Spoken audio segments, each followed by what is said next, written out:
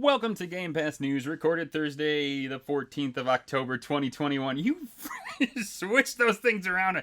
I know, you did it the European way, but it got me good. Thursday, the 14th of October, 2021. We talk about what is hot in the world of Xbox, what's coming and going on Game Pass each and every week. Thanks for listening. My name is Nick. My co-host is here, Sean, and guess what? We have a guest tonight. It's Nintendodads, the business Justin himself. What's going on? I don't know. I don't even know what's going on. I see an extra person on the screen, and I don't know what the heck to do with that.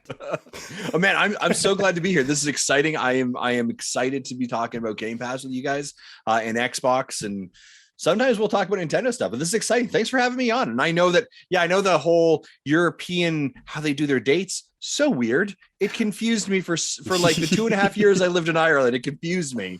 But I hear you. It got me. Your like pain, Thursday, Nick. October the 14th of October. What the hell is going on?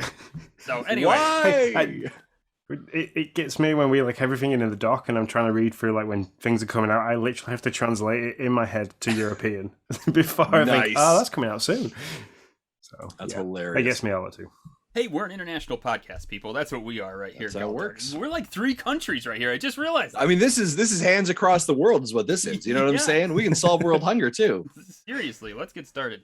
You know what? Actually, speaking of, let's break the news. Sean and I, speaking of solving, problems and trying to help in some small way, Sean and I are going to be on the Nintendodads Extra Life team, or on their team, and we'll be doing a 12-hour stream November 5th from 6 a.m.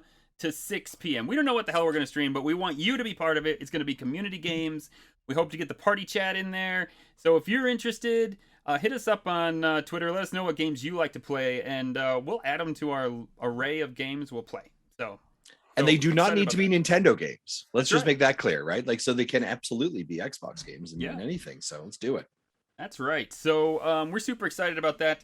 We also wanted to ask Justin a really breaking question here before we got too started. Yes. What is up with this business Justin Twitter account that what? What is going on with this business? Someone started a business. Oh my God. I think my profile got hacked. I don't know what happened. It might be someone in our community who's taken over an account. I don't know. But it's, I imagine someone would create a space that allows for the business Justin persona to really effectively talk about video games, and promote that as well. So I think, I'd give it a follow is what I would do. You know what I'm saying? I would probably follow them. Yeah. No, so seriously, the joke about that is there's now a business Justin Twitter page.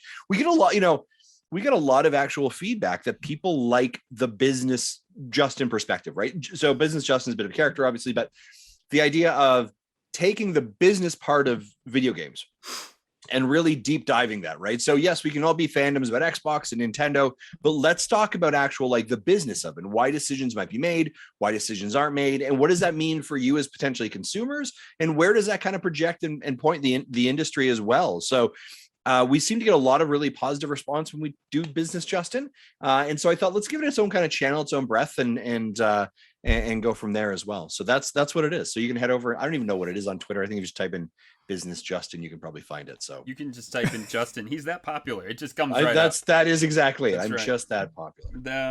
And no, I think it's cool. I also love when I listen to you guys and you break out business Justin, how like frustrating it is for everybody else, because those things like never go together, right? The fandom and the business side, like just they're not Lego pieces that fit together at all. So. Yeah, and that is a bit of the challenge sometimes. I think with it is I do have to. I kind of feel like the adult in the room sometimes, and not to sound bad about that, but like, yeah, I understand you don't like cloud gaming, Marty. I get it, right? I know. I'm sorry you have horrible internet in the rural corners of your world. But for 95% of the people in the world, this is okay, and it would be a good option. So I need you just to look at it differently for a second. So sometimes I've got to be that person, but I think people appreciate it sometimes too. Well, hey, go ahead, John. That combination of none of us really like spending money, but we all have a hobby that kind of eats money. So yes, exactly. Yeah, it's nice to understand where your money's going.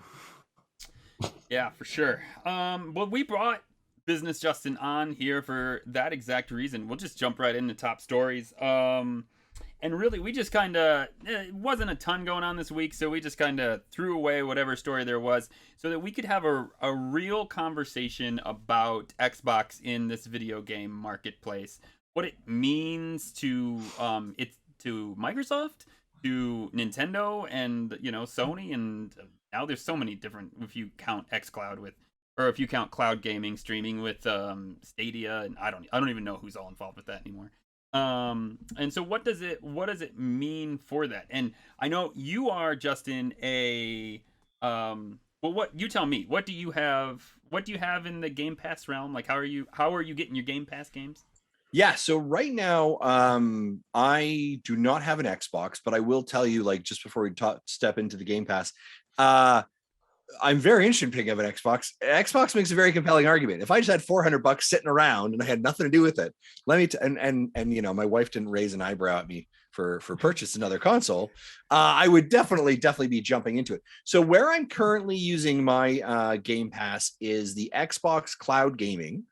And I am literally running it on a Lenovo. What is this? No, this is a ThinkPad 460 retired laptop from my company. And I'm running it on there, and that's just how I'm playing it for right now. That's where I'm getting it right now. I fully believe, and I've said this before, I think Game Pass is the best deal. No doubt about it. Hands down, it is the absolute best deal. And Microsoft has done such a great job of baking that and integrating that into their platform. And as a matter of fact, like my laptop, it recently did a Windows 10 upgrade or whatever it was, and it moved like the Xbox Game Pass stuff from like the background literally to the front. And they're like, hey, they did it was a very deliberate, like before it was like, it was a dashboard somewhere. And I think it was for Xbox Arcade Live. I don't really know. I did the update and it's the first screen that loads up, which is, it says Xbox Cloud Gaming beta on xbox.com Game Pass.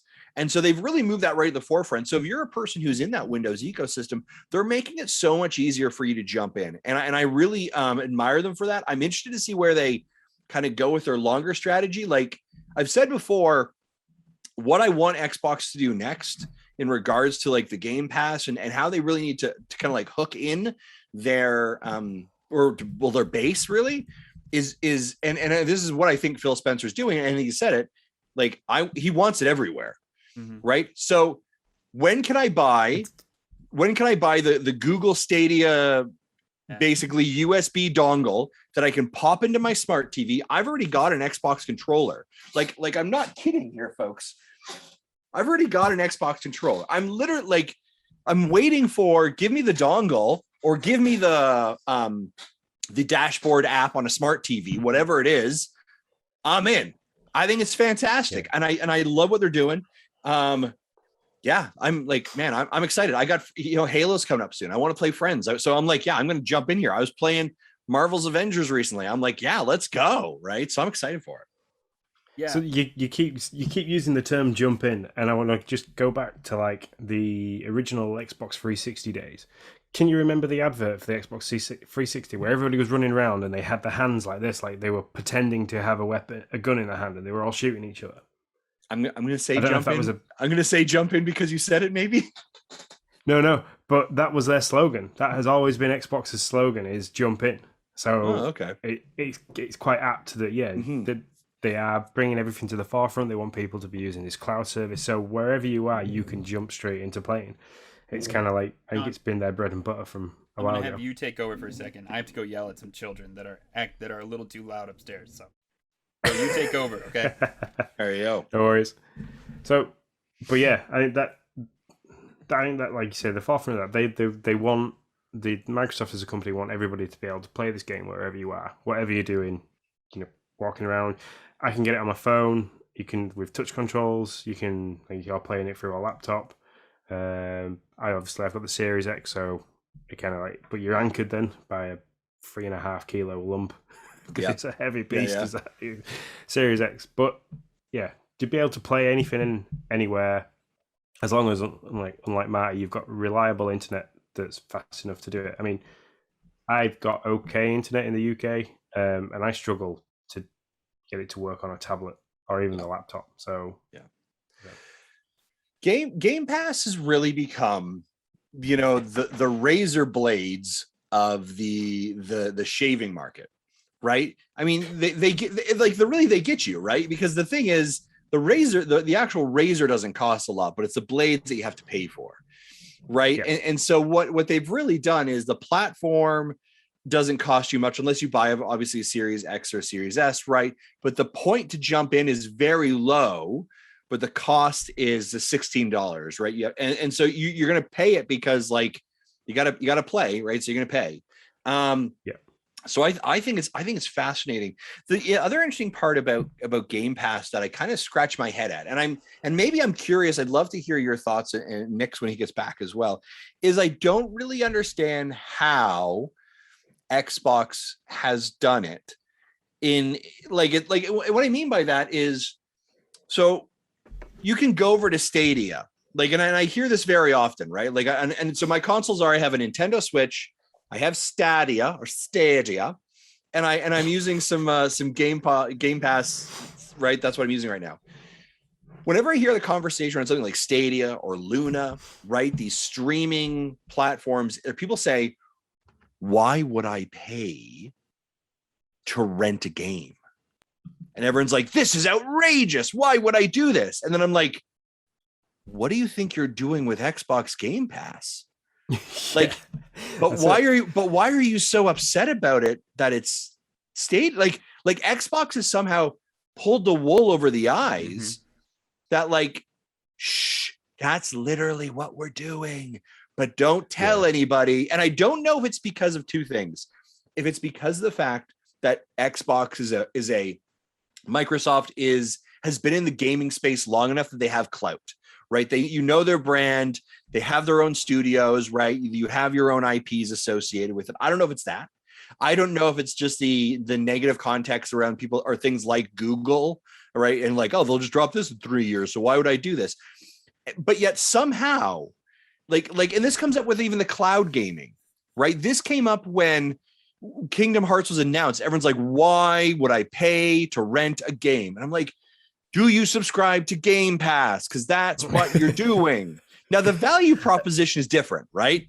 You pay $16 or whatever it is, and you get hundreds of games. You pay $80, you get one. So I do understand the value proposition is different, but somehow, Xbox has pulled the wool over everyone's eyes, and they don't think they're actually renting games. I think it's Netflix, to be honest. I think because it's so much like a Netflix subscription and we're used to that. Like, it's like, oh, okay, I'm paying $16 and then I get these games, but they might go away. Yeah, sure. I have the same, I've been doing this for how many years with Netflix or Hulu or however many of those you want to go with. And so it feels okay in that sense to instead of like, oh wait, if I'm paying $60 for a game, then I better damn well own that thing, Yeah. And so I think that's where they got them. And the other thing is that these aren't just like indie games. So Game Pass isn't just indie games. You've got like Xbox original games coming out. We've got things like Halo Infinite. You've got the new Forza Horizon game coming out. We've had things like Grand Theft Auto 5, Red Dead Redemption. So you've got big like developers and big name games in a subscription service. So you're not paying to just rent one game. That payment is getting you over 100 plus games that range from games that'll take you half an hour to finish to games that you can sink like Nick and Grounded a couple of hours into. Give me the right game and I'll be there for life. Yeah, I'm gonna. So I mean, I like to go to it as if like it's my digital choices are blockbusters. So I'd have never thought anything wrong about, and a lot of people still do this now. I know in the US they still have blockbusters and stuff like that. We don't have it as much in the UK. There's maybe like one in a big city somewhere. Yeah. But people still go. They'll still like hire a DVD or a game, play it for 3 days, and take it back, and then you can't play it anymore. Game Pass gives you the ability to have access to over 100 games. You can pick a game up and put it down whenever you want. Yes, you have that risk of it disappearing, but games seem to stick around for a long time. So it's a no-brainer. And then you tie into the fact that it's like £11 a month. It's $11.99 a month for Xbox Gold if you want to pay it monthly. It's $11.99 a month. But then you add on the fact that like Game Pass is an extra £5. So for an extra £5, if you're already paying for Gold, if you play online with people, for an extra £5, you get loads of different games. That's the way I looked at it. So yeah, I mean, I think it's so interesting that in theory, right, you could 100% have a Xbox player, right, or user, and they never have bought a physical piece of media from your company, right? When you see other sides that are just so like, this is our physical media, we want you to purchase it, that's our sales, that's what we're reporting on, right? Even when you look at the MPD numbers or the MPD, right, we're talking, right, what they're reporting out on. Now I got to remember who reports out on what, but traditionally it's like physical, it's the physical media, right? And Xbox saw the the opportunity early on and said, we're not talking about physical media, we're talking about subscriptions, right? We're talking about renewals, right? And I think that's a really interesting place. I'm always curious about the math behind. So if you have Game Pass, and maybe I'll ask the two of you, have either of you purchased, you both subscribe to Game Pass, have either of you purchased physical Xbox media games or downloaded them, like, since having Game Pass? I have not. I've not bought a single game. Far Cry is the first that I thought maybe, because I'm really itching for that, like, explore and build a map with things I got to look at, and then let me just go explore and beat it up. But I haven't. the last one for me will have been Call of Duty, Cold War, and that was only because they changed the Warzone to kind of follow Cold War, and if you wanted certain weapon unlocks, you had to kind of already own the game. So that was the last one that I bought, and I bought that digitally. Yeah. So yeah, and that was maybe 12 months after the game actually came out as well, and it was about 18 months ago that I bought it. So yeah, it's interesting because I kind of wonder, like, what is, like, there had to have been a spreadsheet somewhere, right, that someone kind of figured out what is the amount of games at an average, and there had to have been like some survey data early, like, hey, would you consider yourself an Xbox player? Yes. How many games do you think you purchase a year? Right, let's include your indies, so your digitals only, your physical collection. What's that look like? Right, and I'm willing to bet you probably, you're looking at $600 probably, let's say, right? And they're like, okay, now what about the people who are on the low end? Right, we purchase 1 or 2 games a year, maybe 80 to $90, right? Well, wait, how do we equalize that? How do we basically, like, what you want to do is you want to bring up your lower base, right? And you want to kind of probably hope your higher base keeps going, right? They keep purchasing stuff. So I wonder where that equalization, and I mean, really, that's what comes out to being your price, right? Like, can we, I mean, you can get out of a person approximately, give or take, around $200 a year, right? And that feels reasonable. That, I mean, to your point, Nick, earlier, I'm paying it for Netflix, right? It's not much of a difference, right? It doesn't hurt. It's deliberately under $20, right? Mm-hmm. There's some mental thresholds to understand it, right? So yeah, and and the way they draw you in as well. That's the other thing is, if you've never purchased Game Pass, you get your first 3 months for $1 or £1. Yeah. But you have to sign up. So that's your trial period. You have to sign up. By the time you come to the end of the 3 months and you've discovered what games are on there, you don't notice that subscription starting, and you kind of like just carry on, and you're like, oh, I've been paying for Game Pass. This is what happened for me anyway. I've been paying for Game Pass for 12 months. I haven't noticed it, but I've played all these different games. And then you don't stop. So it goes on and on.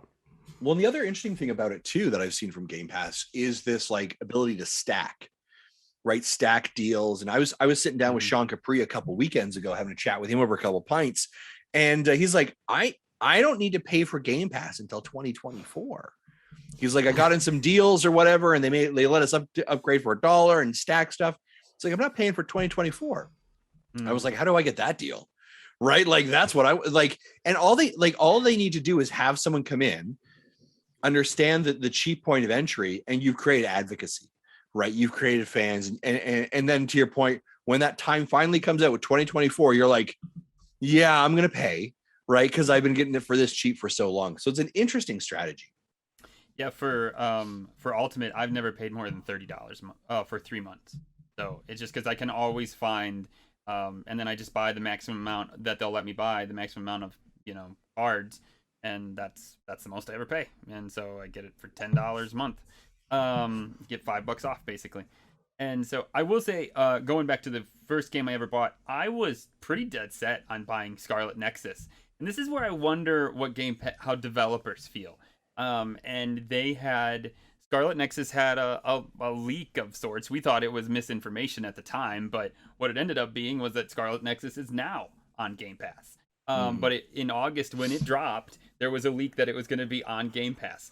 So I held off from purchasing it on the hopes that maybe within the year that it would come to fruition, and it did. And so, I wonder how developers feel. And you can search the internet and find them all over the map.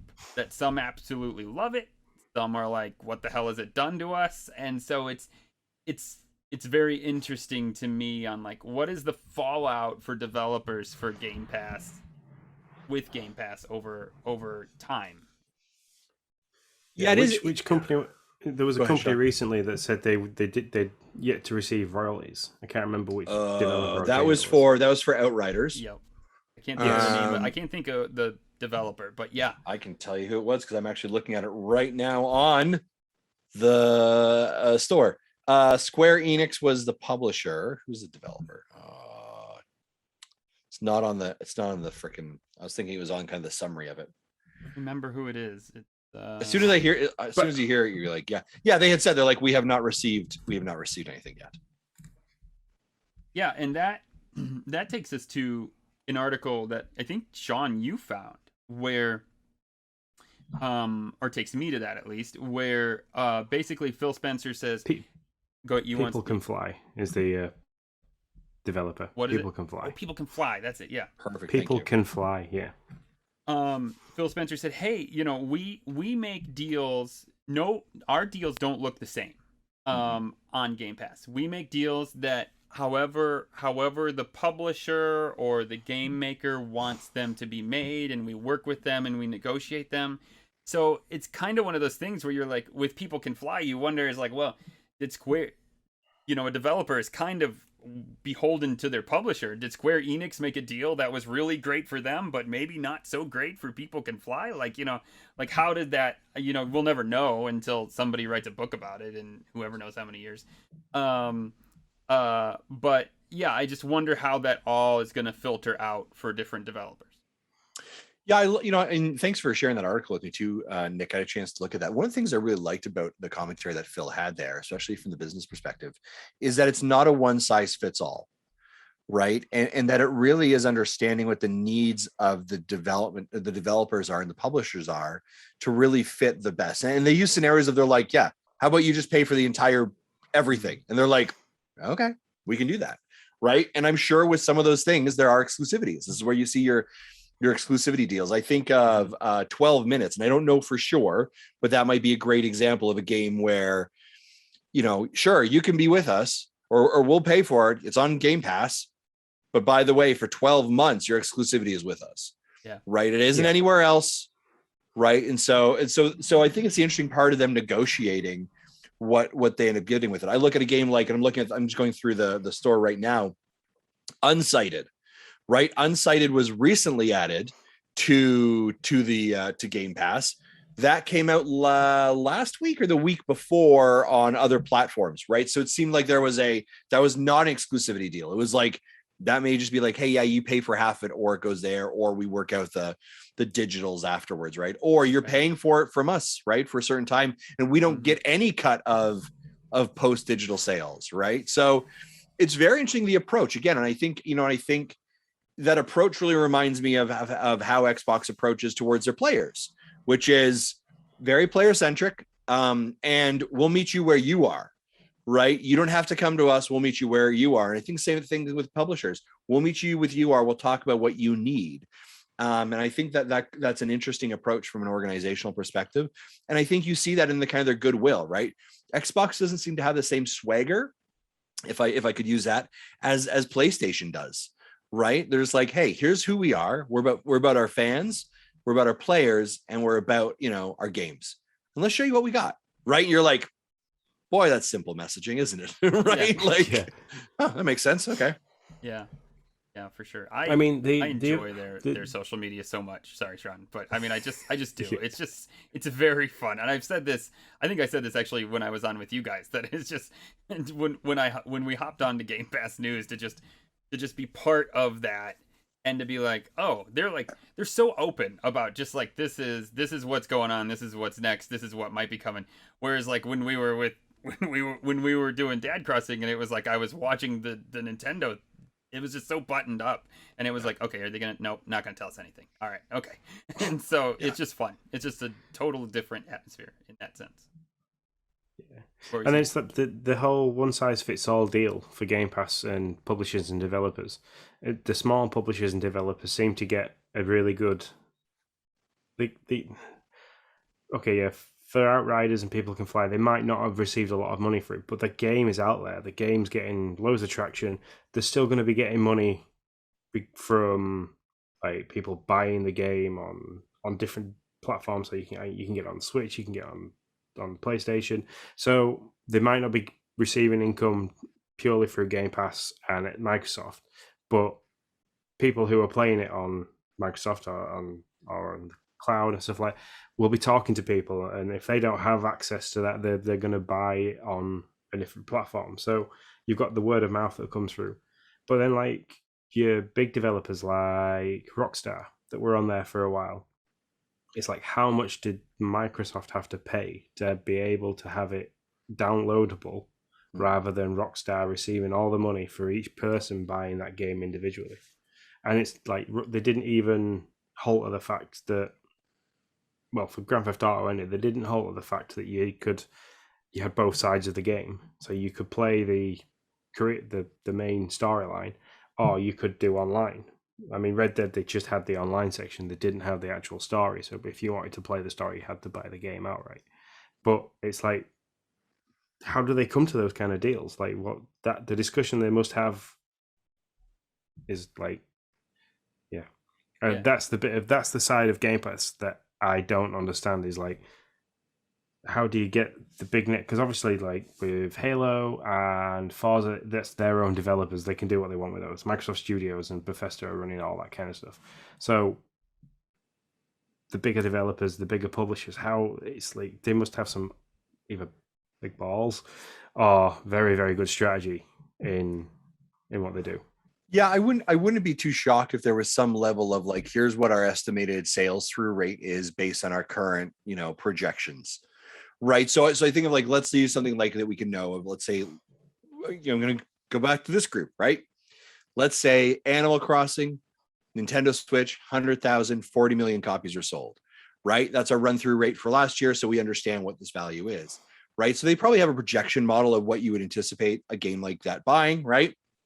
And then it's just saying, well, how about this, right? How about we guarantee that value, right? And we provide an extra 10%, right? So you've definitely recouped that. So if you were thinking which side is going to give me the better deal, you understand it. And again, I would say, like, obviously this model, like, and I don't know if just Phil Spencer walks up with like a dump truck of money and just like pour. Well, there's a couple of things interesting that they're doing, right? Look at E3. 36 games were announced, right? Am I right? 36?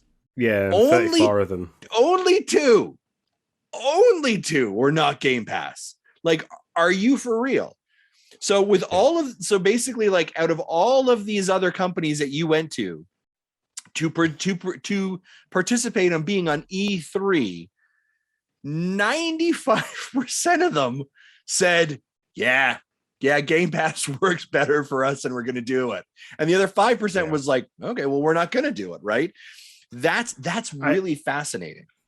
It'd be so interesting to see how many more subscriptions to Game Pass they got off the back of that E3 presentation. Yeah. Because I'd imagine it kind of like went, When especially because you started to see it was great because that E3 was when they really started to ramp cloud too, xCloud. Yeah. Because all of a sudden it was like it wasn't just like it's coming to Game Pass. It's like, you know, it was like PC, it's like Game Pass, console, PC, cloud. And it was like, whoa, like I didn't expect to see cloud. And then it wasn't as many, but it was still, I was shocked as how many. And that's when I realized, oh, this is beta, but they're in it. Like the xCloud is going to be a new thing for them that they're not letting go of. It's not just a side job. It's so interesting, like the big banks or the dump trucks of money that Microsoft is running around here with, because not only are they making these Game Pass deals, right? They're also buying like development studios, like they're freaking like Monopoly board pieces, right? Like look at the 4 or 5 like Bethesda. Are you for real? Right? Like that acquisition, massive, absolutely massive, right? Like, and it brings an audience with it as well, because Bethesda, you've got the whole Fallout group, you've got like me with the Doom group, you've got the Elder Scrolls group. You know, they're 3 big groups of gaming people to have, because those games are huge. So you've then dragged that audience in.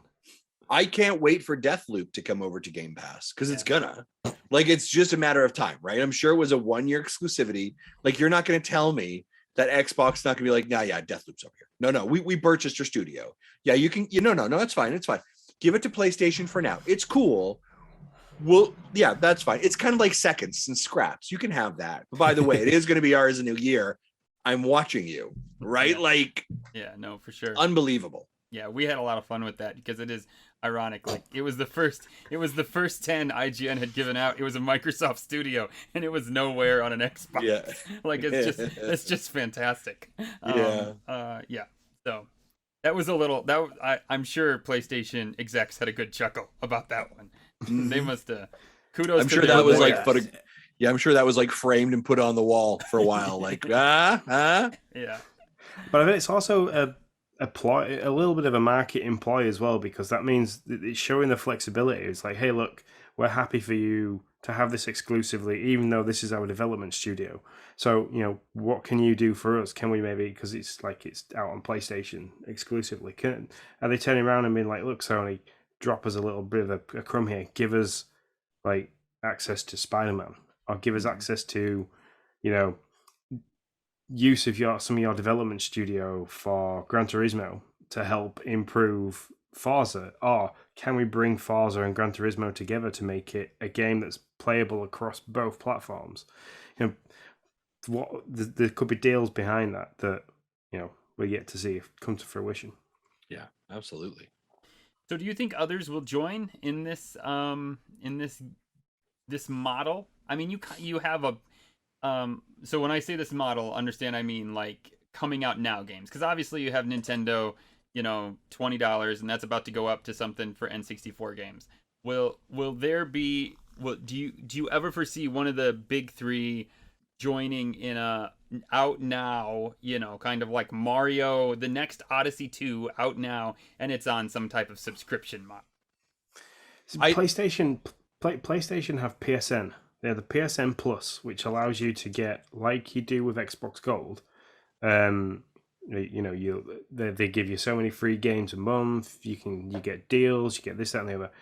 PlayStation are like just a step behind Xbox, Microsoft with Game Pass. They're literally like, because Xbox did Xbox games with Gold, and then PSN seemed to like follow them and do this PlayStation Plus. You know, you get these games free a month, and you then follow them with these deals.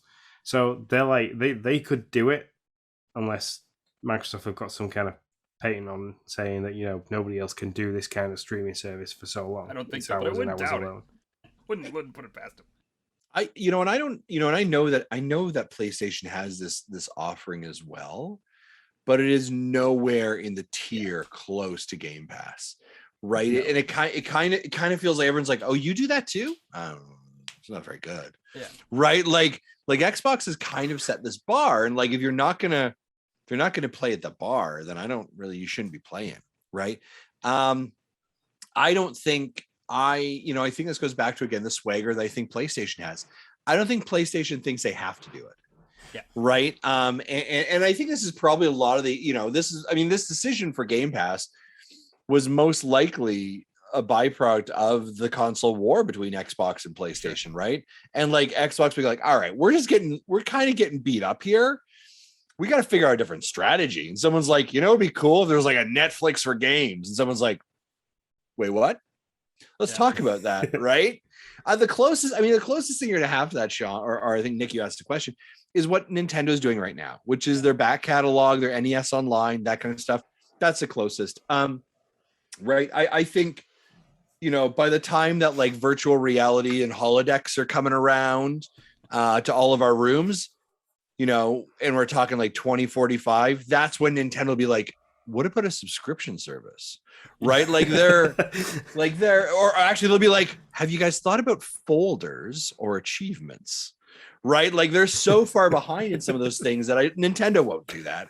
I think the only places where you're sort of trying to see that space right now carved out is really Google Stadia, right? In the agreements that they're in the markets that they're trying to acquire and get into, right? And Amazon Luna would be the other one that I'd be questioning about on that one, but I don't know. And Nick, it's not up in Canada yet, and I know it's not in the UK yet. I don't. My impression from afar is they're $9 a month. They're just trying to get some games, and I don't know if it's worth it or like there's no value add. Yeah, Amazon Luna. Yeah. Jesse's the only one I know that has ever like purchased a controller or done any of that. So he didn't seem to have a great time with it. So no, and that's the other part of it is right. There is kind of this. There's digital, or sorry, I apologize. There's physical media, there is subscription media, and then there's cloud-based media. And where it seems the gamer populace is okay with is I'm okay with physical and I'm okay with subscription, but I'm not okay with subscription and cloud. That's a bridge too far, depending on who you are. I don't know. Right now, I think that Xbox can do that well, but I think if you're a company like Google Stadia, like Luna, I don't think they have the clout yet to be able to really do that effectively. Do you think it's subscription and streaming or it's paying and streaming? Because that's what it like if Nintendo said, hey, here's all of our streaming games. Let's say like in a year they're adding them pretty quick. Actually, kudos to you. I didn't think they would do as quick as they are. So they get like 15, 20 games. Like, hey, for $7-8 a month, you can have access to all these games. Do you think people would still be the same? Because I feel like the relationship with Nintendo is exponentially different than the relationship I was with any other game company. Sure. Right. I hate to tell the man children of the world, but Nintendo is not your friend, and they don't care about your memories, and they don't care about your childhood wishes and dreams. They're a goddamn business, and they run a business to make money. And guess what? You're opening your wallets, you sons of bitches. Right? That's how it works. I think Justin likes that he can just go balls to the walls and podcast. Like that is how this works. Yeah. Right. So I don't remember where I ran started. But I guess my statement is excited. Yeah, my statement is that I think it'd be a great idea, but Nintendo fans would never go for that idea. Yeah. But I do think but I will say, business hat on. By the way, I'm looking to design the business hat for those of you that don't know. It is just a black hat with a B stitched into it that then says business. I need to find a company that will actually do that because I'm going to do that. I think that would be a great idea. If you could say, hey, here you go. You get the Nintendo Cloud Pass, whatever you want to call it. It's $7 a month, and you get all of our current access to all of our cloud games. And by the way, we're going to continue to add more. I'd freaking do that in a heartbeat. That's a banger of a deal. Yeah, I would. Right? I would apply for that in no time flat. If here's what Nintendo needs to do. We're going to give you the cloud streaming, the cloud pass.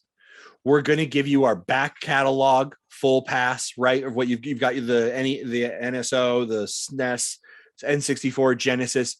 By the way, we're coming online with these other games, these other platforms, Game Boy, blah blah blah blah blah, and this in total will cost you $15 a month. I'm in. Done. Yeah. Done. right? As Shut up and opposed take to my me money. getting angry that you're going to sell me N64 and then you're going to upcharge me on this thing. Like, get out of here, you drunk. And we're all like, we're in, and the Nintendo Twitterdom would be like lit on fire. Yeah. Oh yeah. It's just like the Nintendo fans would lose their mind, right? Like it's so funny. I like, it's one of those things like kind of like secretly, like quietly, I'm like, I'm getting Guardians of the Galaxy Yeah. on Nintendo Switch Cloud. What's gonna happen? I don't know. Like, come at me, bro. Don't email me, please. Right? Like, people get angry that I'm playing Google Stadia on our channel. Yeah, like, I it's Far wondered, Cry. do you get- It's Far do you get Cry mail for 6. You get mail for that? We don't necessarily get mail, but we get like comments like, "Oh, this is Nintendo." Yeah. I was I like, saw that go the other away. day. Also, I was somewhat jealous. I was like, him. I've got a crocodile so far that fights me with me, Nick. I like it. I know, I've heard there's a ton of stuff about this game. It has like a feel of I mean, in like from what I've saw online of Immortals Phoenix Rising, where it's just kind of like you get dropped in and there's all these things you can go do and dots on the screen, and I love that kind of stuff. I sucked in. Yeah. Okay. It's good. So All right. when we've talked about different streaming services and stuff like that and different people that could maybe compete with them, what about Steam and the Steam Deck? Oh yeah, that's a great What's that gonna do? Sean. Yeah. Oh, Because- yeah. Wow, that's how well they did right there. Oh yeah, that's right. But it's Is quietly that going coming on. out this Isn't month? that I how you forgot cook about that. vegetables? I don't remember. Just put it in the Steam Deck and it's just fresh. That's how I cook my broccoli. But, Put it in like- the Steam Deck. Because for me, PC gaming was done through Steam. So if you had a PC and you were going to play games, you went through Steam. Like that, the Steam Deck, we don't know how that's going to perform yet. We don't know how it's going to happen. We don't know the ins and outs. We don't know if Xbox will even try and get on the Steam Deck and be like, "Hey, you can play us as a handheld." That would be a dream, but like that could, I think that could be Microsoft's only competition in the sense of pick up and play anywhere, big games. Yeah, that's a good point. The Steam Deck is interesting, right? PC gaming in general is very interesting, and right, we've got that separated marketplace between the Epic Game Store and Steam, right?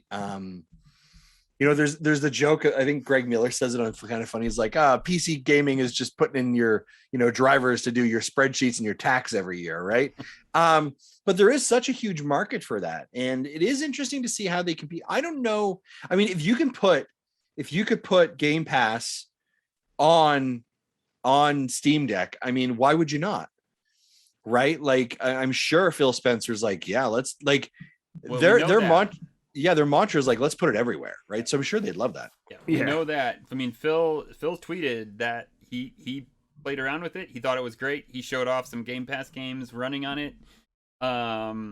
And he has said that is his mantra. As long as you want the full deal, the full Game Pass deal. He's done with like, we want Ori, we want this. As long as you want the full deal, then he's willing to work to bring it to whatever platform is open, as he calls it, and is willing for the whole deal. But I don't think you'll see like one game very often. No, I wonder how far they got down a rabbit hole with Nintendo to have a conversation. Yeah. I wonder if that actually happened, and how far, and then they were like, no. Yeah, What they did is they think probably had a Smash Ultimate tournament, and Microsoft Sorry, what was lost. that? They must have had like a Smash Bros tournament, and Microsoft lost. That was it. Nintendo, if you can beat us on one of our big Melee games, yeah, we'll do it. Yeah, I'd love to see if that's how, like, I'd love to hear that's how all of their like negotiation actually happens. It's like, all right, fine, all right, well, you guys get Ori because Mark here lost playing Smash. All right, you know what? Hey, Smash. I'd like to see maybe Banjo-Kazooie in Smash. You guys want to play Halo over here? Come on over, Mark. You're good at Halo. Come on over here. You're getting schooled. Banjo's coming to Smash, you sons of bitches. Where you getting Ori? I would love if that was actually how all of their negotiations happen. They're just playing tournament games. And then like a very violent game of Uno. I don't know why, but that's what I'd love to see. Super Mario Uno, you can get that, by the way. Exactly. Yeah, the Steam Deck is, I mean, I'm interested in it. I just have a feeling it's not going to be as, I don't want to say smooth, but that's not the right word. It's just not going to work like you pick up and play kind of thing, you know? I mean, it still is a PC, and that's why I love the Switch. I just turn it on and it plays games, and then it just does what I want it to. And I'm worried that the Steam Deck won't be that. But if it is that, and I can just do that, and it like boots straight up to Game Pass, and I just pick a game and it downloads it and I play it, I could see myself buying one, quite frankly. Yeah. So, but that's how it's got to work. I don't want to download a driver and it'd be like, oh wait, no, you don't have the RAM, or you don't have this for that, or this for. I don't want to deal with that. That's why I don't like too this. much. Yeah, exactly.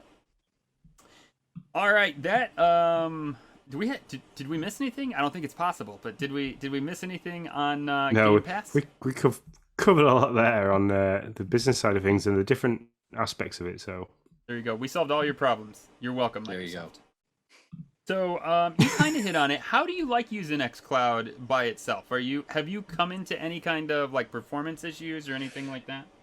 Yeah, so I would say the performance issue I came into, and I don't want to say that it was because of xCloud, is a couple days ago I decided to stream Marvel's Avengers and play it off of the xCloud. So I was definitely experiencing stutter there. I was definitely experiencing some challenges. At the same time, I'm cloud downloading a game and I'm streaming it at the same time. And I'm not hardwired at all. I'm on a Wi-Fi network. Yeah, I suspect there should be some problems there. But no, I would say for the most part, I haven't had anything too bad. I've had a couple times where a game shut down on me. I had that once, but not too bad as well. The only challenge I actually really have is this will sound so stupid. It's getting my controller Bluetooth synced up to my laptop appears to be my biggest challenge. And refiguring out your buttons, because Nintendo, my brain is programmed on how Nintendo buttons are. And so I'm like, oh, this is a natural button to move forward. Oh, no, it is not. Okay, cool. And that's the same thing with Stadia. I think Stadia and Xbox have the same button. I think Nintendo's the only weirdo, isn't it? But nothing is more, and again, this is not a shot at Xbox or the cloud. Nothing is more jarring or takes you out of a video game experience than playing, you're really in the moment, and then literally having to look at your buttons to figure out what you're asking me to do. You're like, and your brain trying to figure out, you're like, well, I hit that button. You're like, oh no, that's the Y button now. Why would you do like, if we could do anything, and I mean, like, sure, there's world peace, there's, take away all these bad things. But if we could have video game companies come together and just agree going forward, this is the standard 4-button layout. This is exactly where they are. We're not changing them. We as gamers would all be like, that's what we need. I need someone taking standardization, sitting down with Phil Spencer, sitting down with the folks over at Nintendo, sitting down right with PlayStation, Luna, Stadia, Steam, being like, all right, guys, here's where the A is, here's where the B is, here's where the X and the Y is, and that's it. We're not talking about this again. It's all mandatory. And like, it should be like but wait, where does the triangle go? Yeah, and then you're like, none of this triangle shit. All right, PlayStation, none of this X. Don't, right? That's what I think they need to do. No, I'm with you. I can get it now, but like, I have to sit down and be like, all right, A, B, Y, X. I'm good. Okay. And I mean, like, when I pick it up, because I've been playing Switch, Nintendo for so long, I have to like, it's almost like I sit down and look at it and I'm like, okay, now I'm good. Now I know what I'm supposed to do. But when we first started to play, I can't go back to Warzone yet. Yeah, when Sean and I first started to play, it was like, Nick, you're hitting the wrong button. That's the X button. No, Nick. And I'm like, oh yeah, I know, I'm sorry. I'm like, I'm good. Don't worry. Just give me a second. It's like at some point they looked at the controller and said, we're building a new controller. How do we not get sued? And that was it, right? They're like, well, we all agree this 4-button thing is pretty good. Yeah, that's pretty good. Can we put the A button there? I don't know if we can do that. Like, and I think that's legitimately how the decisions were made. Could be. And everyone's like, just flip that. And then they're like putting the patent office. They're like, well, this is a Nintendo controller. Like, is it? Look at where the A, X, Y, B buttons are. And they're like, holy shit, you dirty bastards. That's how it happened. I think you're right. And then PlayStation went, you know what? let's just put shapes in there. That's how all this worked. And then Google's like, I don't know, we're just cheating off everybody's homework anyway, so I don't give a hell. Oh. Yeah, that's the life of gaming right there. So we're gonna let you go first. We're gonna have you. So you said you've been playing Marvel's Avengers. What I wanted to pick it up but never got to it. What did you think of it? I'm gonna be really honest with you. I absolutely adored it. It is a ton of fun. I've only got about an hour into it, but it is definitely so it's one of those games. This is a great example of Game Pass. It came out on Stadia, right? And again, I have Stadia, and it's like $25 on sale. I'm like, I could pull the trigger on that. That's not a bad deal at all. You know what I'm saying? It's opposed to 50 or $60. All right, I'm thinking about doing this. And then they're like, oh yeah, by the way, it's on Game Pass. I was like, well, see you later, Stadia. Heading over here. Right? Let's jump in. Let's try it. Let's play it. I have absolutely adored it. Thor feels really, really good. Hulk feels good. I struggled with Iron Man a bit.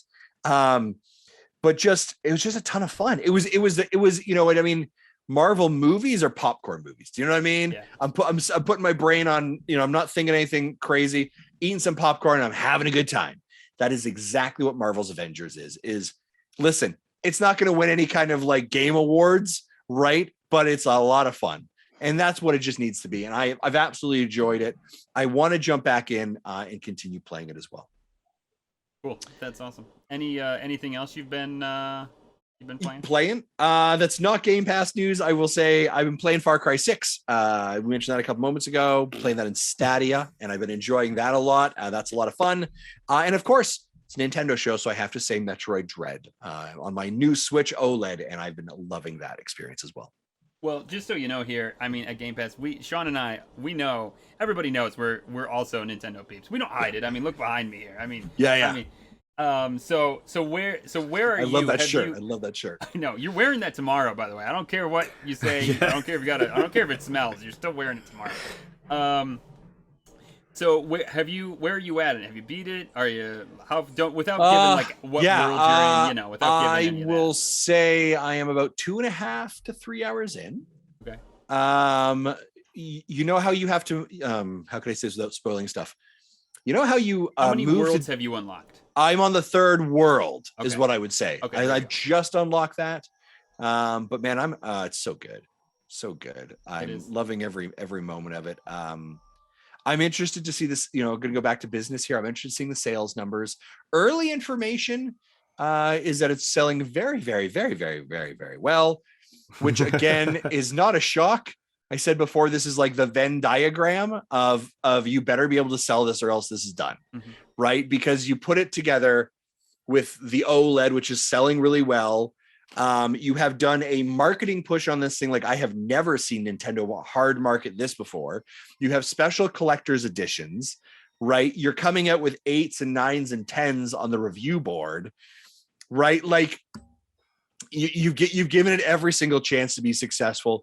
I said last week, whatever, the business Justin prediction is that in about a year from now, we're going to see it's going to be capping in at about 8 to 10 million units sold. Which I think will be the best selling Metroid game ever on their history.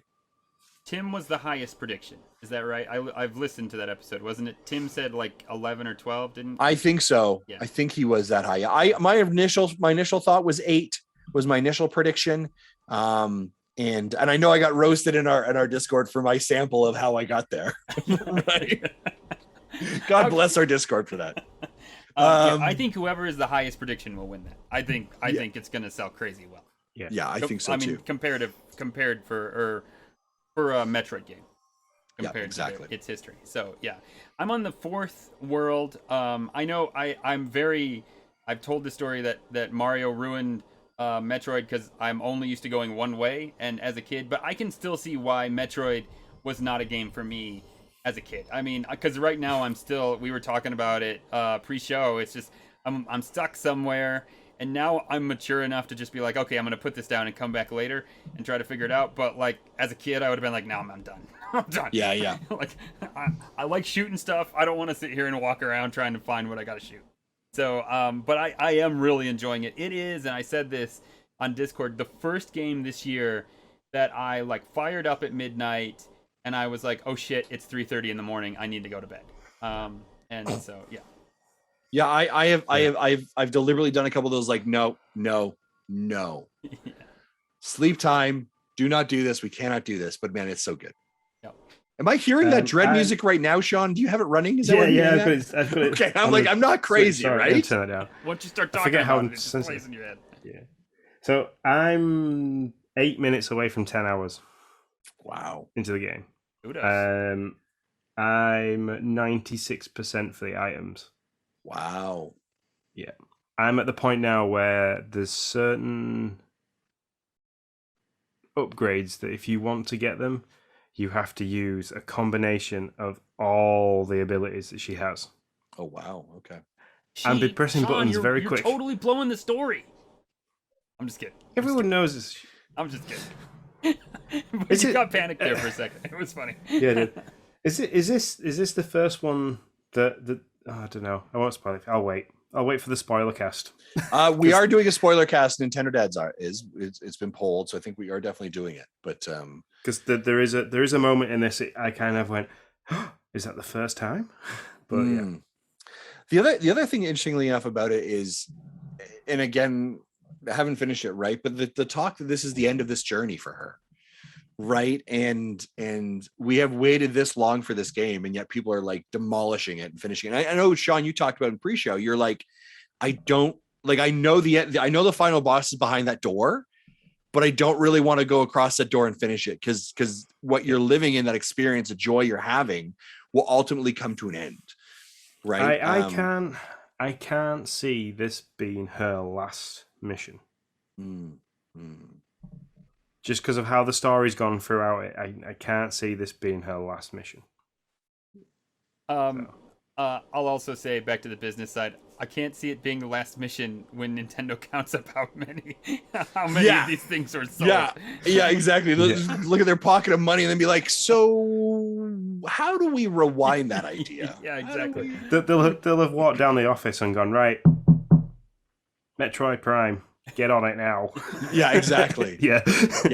I mean, interestingly enough, this could be the resurgence of Metroid, or the resurrection of Metroid in that franchise. Because again, we traditionally have to remember that this is not a great selling franchise, despite the fact that Metroid, when we think of the Nintendo kind of house of characters and house of franchises, we think Mario, we think Zelda, and we think Metroid, right? This was kind of like the triangle, or the Triforce was built on.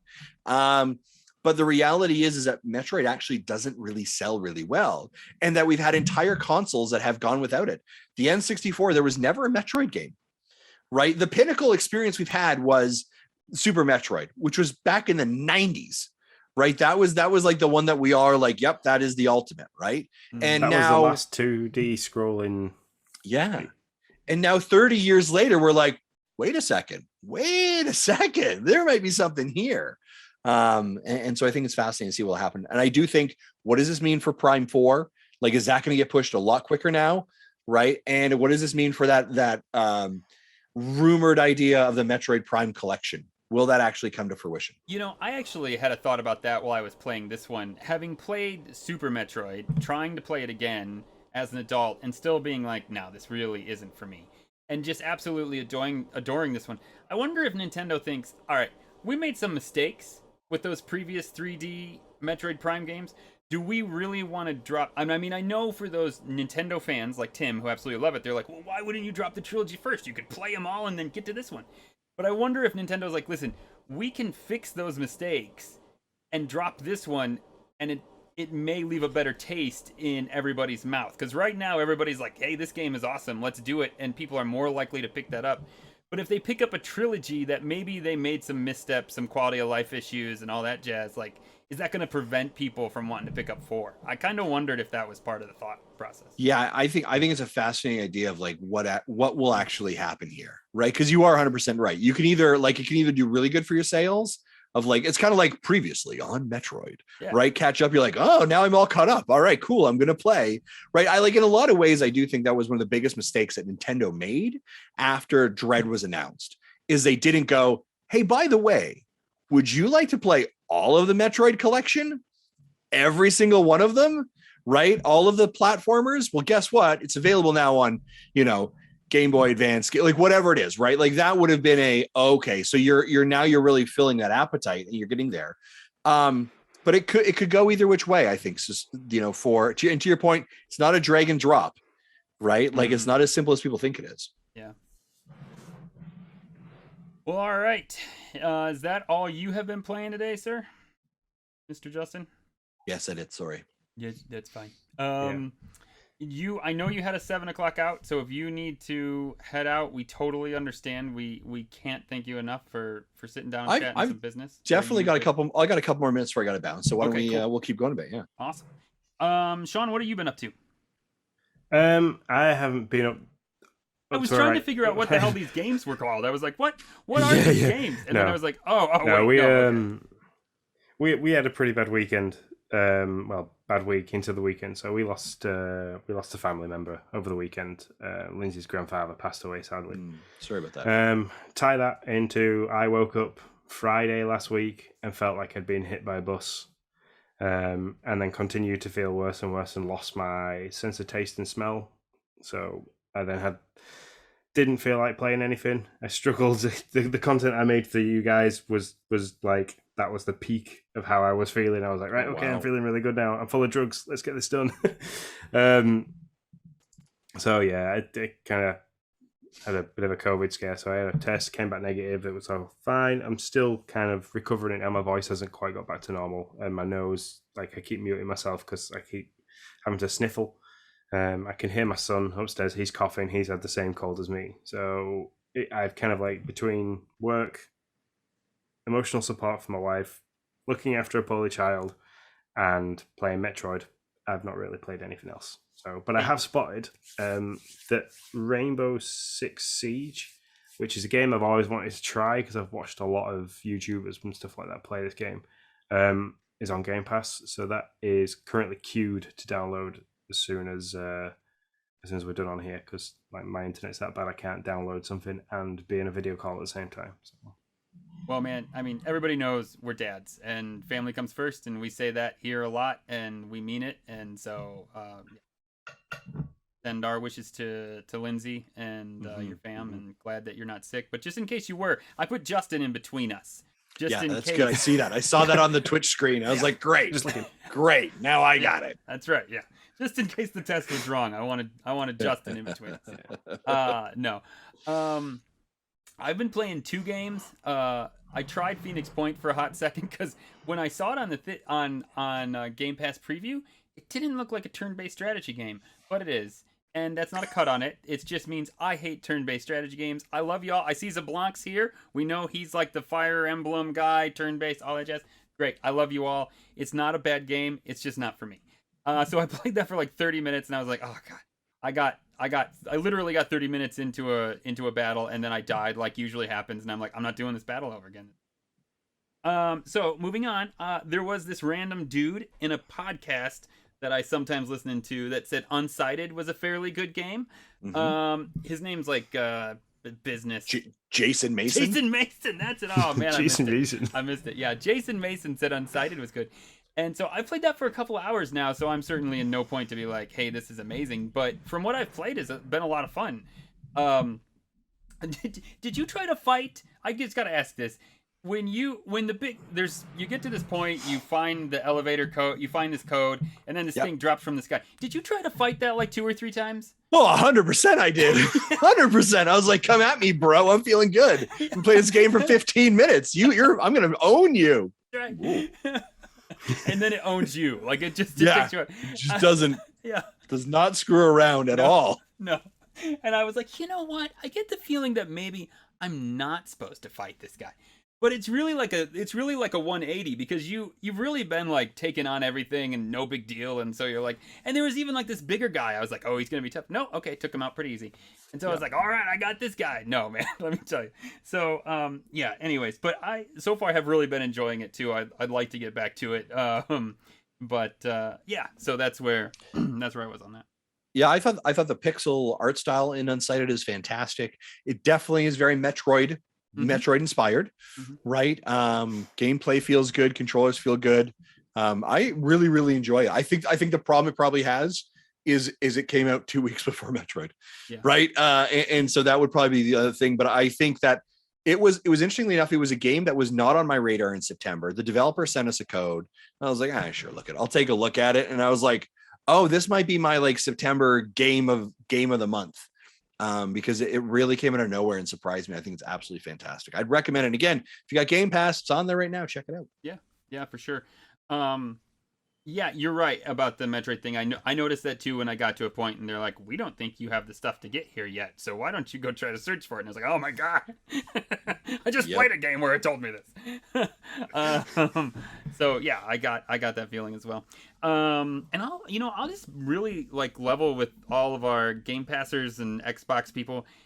There's been a lot of stuff on Game Pass dropping, and we chat about it or let you know it's out there, but it just has not been for me. It's been a lot of turn-based, card-based, like horror-y, psychological horror games, and listen, Sean doesn't pay me enough to play these kind of games, so I don't. But we'll let you know when it's out. We'll let you know about it, but I just can't stomach these. So listen. I will say from last time when we talked about Visage and how scary and creepy that is.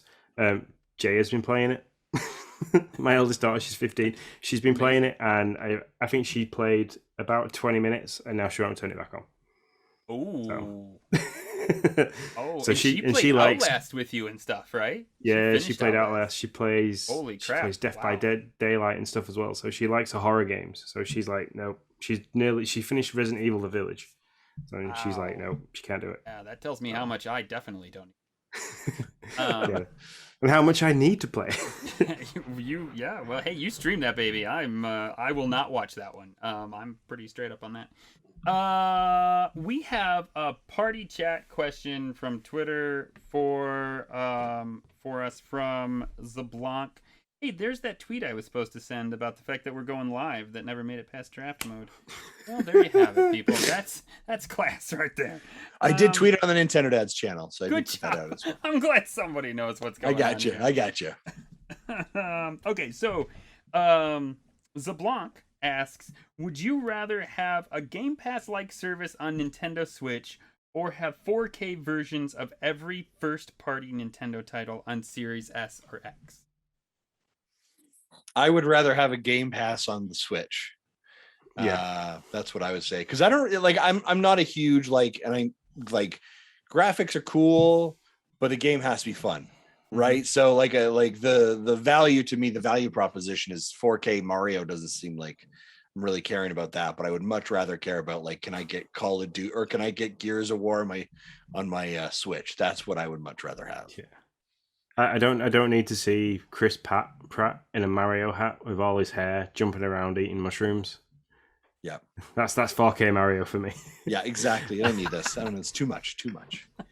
Yeah, I'm with you guys. That sounds great. I've said before that I own an Xbox to play these games that I don't get to play, not so I can play them in 4K. So yeah, for sure.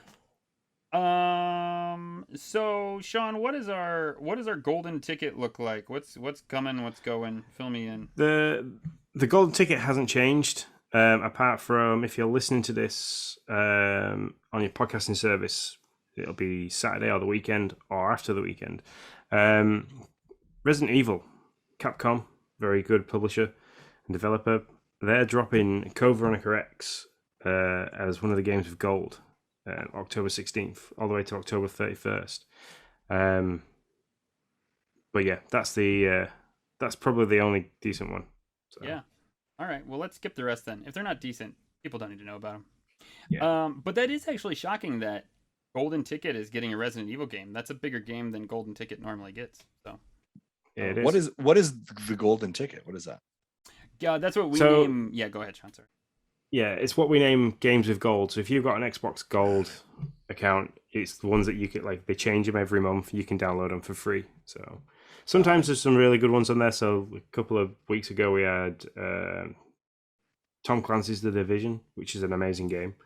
So every now and then we get a really, really good game, but then the rest of them are kind of games that didn't sell well, didn't kind of do well. So That's fair. Got it. Gentlemen, I have to bounce out. Let me just say this. Thank you so much for having me on. This is a ton of fun. Hopefully you've enjoyed it as much as I have. Totally. I enjoy anytime I get to come and chat with people about video games and who are passionate about video games and do amazing stuff.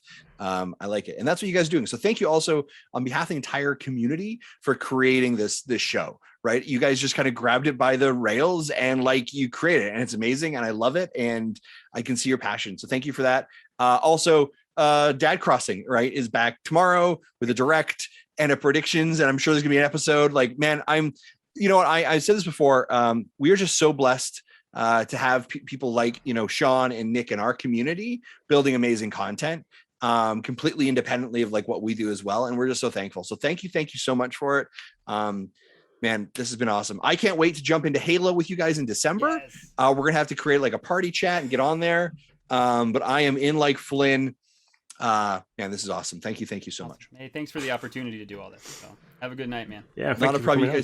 You guys take care, eh? And Sean, get some sleep, man. It's 12 o'clock there. What are you doing with your life, buddy? Yeah, I'm going to.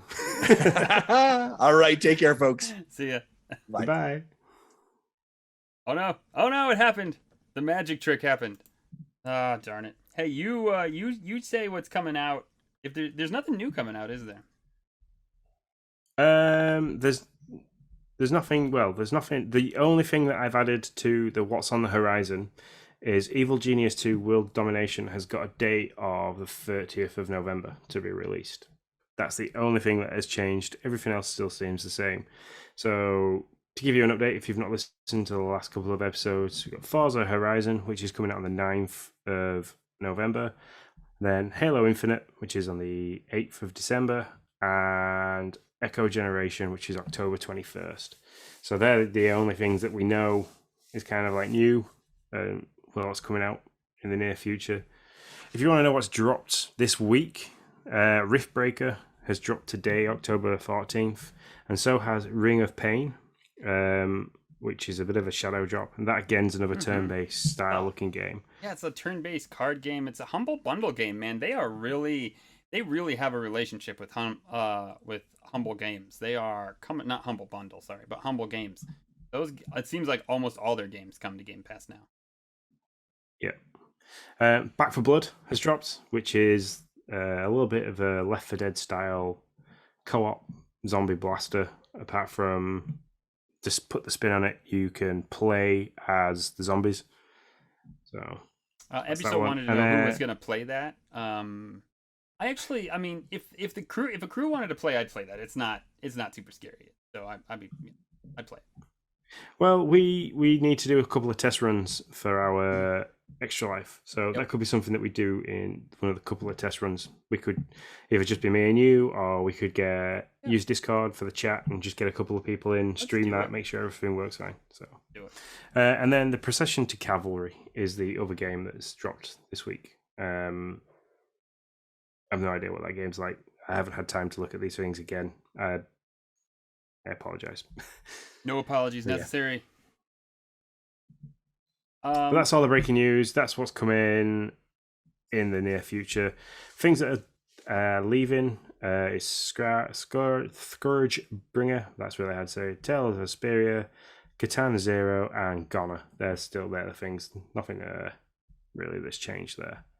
So that's about it. I mean, Justin almost made the full show, which was nice of him. I know he had to bounce, and we had a bit of a tight schedule with him. So, but send us out, man. Cool. So as always, if you want to get in touch with us, send us a message. Basically just reach out. You can do that on Twitter, YouTube, and Twitch. Just everything's at GamePassNews. If you listen to this on a podcasting service, and you can give feedback or likes, please do so. We love all the feedback we can get, and obviously the more likes or stars that you can give us, the higher up the schedule we get, and that then portrays onto things like Spotify and Google. Patreon.com/Nintendodads if you want to join in, chat to Justin, who's just been on, and everybody else, all the other Nintendo dads. That's $1 a month over there, and you can get access to it. Redbubble, head over there, redbubble.com, for any merchandise that you want to get. So stickers, pillows, cups, phone cases, all that kind of stuff. A shout out again, as always, to OC Remix, because I keep pinching his music to stick to the end. I need to look into some other bits and pieces as well for that. So, and thank you to the guys in the live chat. We had the Duke. This is the Duke and Zablanc. Thank you very much for joining us. And until next time, see you later.